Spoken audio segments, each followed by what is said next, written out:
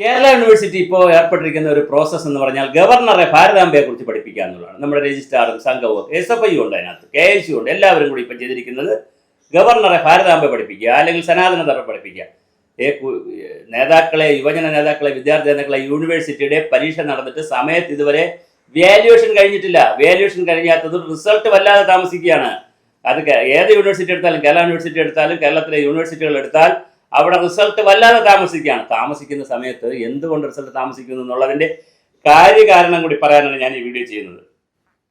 മുൻകാലങ്ങളിൽ ടീച്ചർമാരും സാറന്മാരും പോയി വാല്യുവേഷൻ നടത്തിയാൽ അവർക്ക് ഒരു പേപ്പറിന് 30 രൂപയും പിന്നെ ചീഫ് വാല്യുവേഷൻ നടത്തുന്നവർക്ക് 7 രൂപയോ മറ്റോ കൊടുക്കും ഒരു പേപ്പറിന്. അപ്പോൾ അങ്ങനെ അവർ 100-150 പേപ്പറൊക്കെ ഒരു ദിവസം നോക്കും, അല്ലെങ്കിൽ കണക്കുണ്ട്.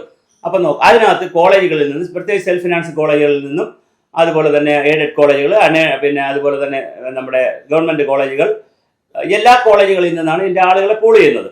അപ്പോൾ നേരത്തെ ഇതിൻ്റെ പൈസ കൊടുക്കുമായിരുന്നു അവർക്ക്. ഇതിൻ്റെ ഇടയ്ക്ക് സിൻഡിക്കേറ്റിലുള്ള ചേട്ടന്മാർക്ക് തോന്നി അങ്ങനെ പൈസ ഒന്നും കൊടുക്കണ്ട, അത് എന്തോ കേസും എന്തോ ഇതിനകത്തൊക്കെ വന്നു തോന്നുന്നു. അപ്പോൾ യൂണിവേഴ്സിറ്റിയുടെ അധ്യാപകരുടെ ജോലിയാണ് ഈ വന്ന് ചെയ്യുക എന്നുള്ളത്. പ്രത്യേകിച്ച് ഈ പ്രൊഫഷണൽ രംഗത്ത് നിൽക്കുന്ന സെൽഫ് ഫിനാൻസിങ് കോളേജിലൊക്കെ വർക്ക് ചെയ്യുന്ന ആളുകൾ അവർ ലീവ് എടുത്തും അല്ലാതെയൊക്കെ വന്ന് ഇത് നോക്കേണ്ട അവസ്ഥകൾ വരും. കാരണം കോളേജിൽ ക്ലാസ് പലപ്പോഴും മുടങ്ങും, അവർക്ക് സമയത്ത് വരാൻ പറ്റത്തില്ല. കോളേജ് അനുവദിച്ചില്ലെങ്കിൽ നടപടി വരും യൂണിവേഴ്സിറ്റി. പക്ഷേ അത് കോളേജ് സഫർ ചെയ്യുന്നു, അവർക്ക് വിടേണ്ടി വരുന്നു. അപ്പോൾ ഇവരെന്ത് ചെയ്യും? പലപ്പോഴും വീട്ടിലെടുത്തുകൊണ്ട് വെച്ചും അല്ലെങ്കിൽ പല രൂപത്തിലൊക്കെ വളരെ കഷ്ടപ്പെട്ടാണ് ഈ പേപ്പറൊക്കെ നോക്കി കൊടുക്കുന്നത്. ഇങ്ങനെ നോക്കി കൊടുത്തു കഴിഞ്ഞാൽ അതിനുള്ള കൂലി അതിൻ്റെ റെമ്യൂണറേഷൻ കിട്ടുന്നില്ല എന്നുള്ളൊരു വലിയ പ്രശ്നമുണ്ട്.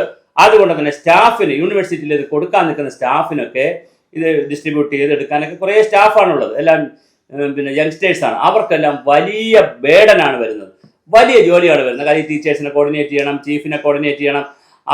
ഇവർക്ക് ശമ്പളം, ഈ ഓണറേറിയം കൊടുക്കാത്തതുകൊണ്ട് ഇവർ കൃത്യമായി ഇവർ വരുന്നില്ല. പലരും വന്നാൽ തന്നെ അതിനൊരു നോക്കുന്നതിലൊരു സിൻസിയാരിറ്റി കുറവ് വരുന്നു. കാരണം നേരത്തെ കിട്ടിക്കൊണ്ടിരുന്നൊരു തുക കിട്ടാതെ വരുമ്പോൾ സ്വാഭാവികമായിട്ട് ടീച്ചർമാർക്കായാലും പ്രൊഫസർമാർക്കായാലും അധ്യാപകർക്കും എല്ലാം പ്രശ്നം ഉണ്ടാവുമല്ലോ. അവർക്ക് കിട്ടിക്കൊണ്ടിരിക്കുന്ന ഒരു ചെറിയ അധിക വരുമാനമാണ്.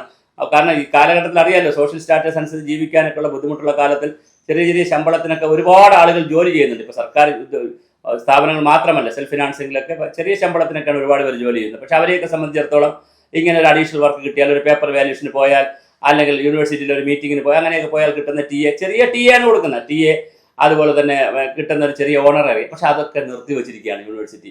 ഫലത്തിൽ എന്താ സംഭവിച്ചിരിക്കുന്നത്? അങ്ങനെ നിർത്തിവെച്ചിരിക്കുന്ന ഒരു വശത്ത്, മറുവശത്ത് യൂണിവേഴ്സിറ്റി ആഘോഷിക്കുകയാണ്. ഗവർണറെ നന്നാക്കുന്നത് എങ്ങനെ, ഭാരതാംബയെ പിടിക്കുന്നത് എങ്ങനെ, സനാതനധർമ്മം പിടിക്കുന്നത് എങ്ങനെ, അങ്ങനെ പിന്നെ 12 സർവകലാശാലയിൽ VC-മാരില്ല. ഇങ്ങനെ തർക്കിച്ച് വഴക്കുണ്ടാക്കി നടക്കുമ്പോൾ നമ്മുടെ ബിന്ദുവും സംഘവും ഒക്കെ, നമ്മുടെ മന്ത്രിയുണ്ടല്ലോ ബിന്ദു സംഘവും ഒക്കെ വീണ്ടും ഭാരതാംബയെ പിടിക്കാൻ നടക്കുകയാണ്.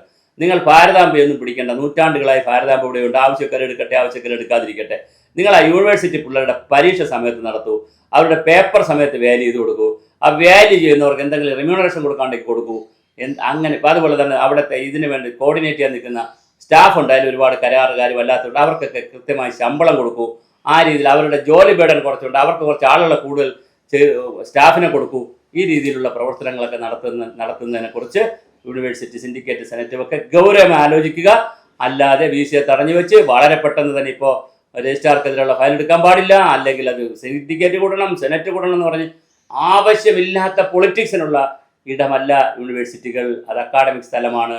ലോകത്തൊരു യൂണിവേഴ്സിറ്റിയിലും ഇതുപോലത്തെ പിന്നെ ജഗപുക, പിന്നെ കണ്ണാപ്പിത്തരങ്ങളില്ല. കേരളത്തിലേ ഉള്ളൂ.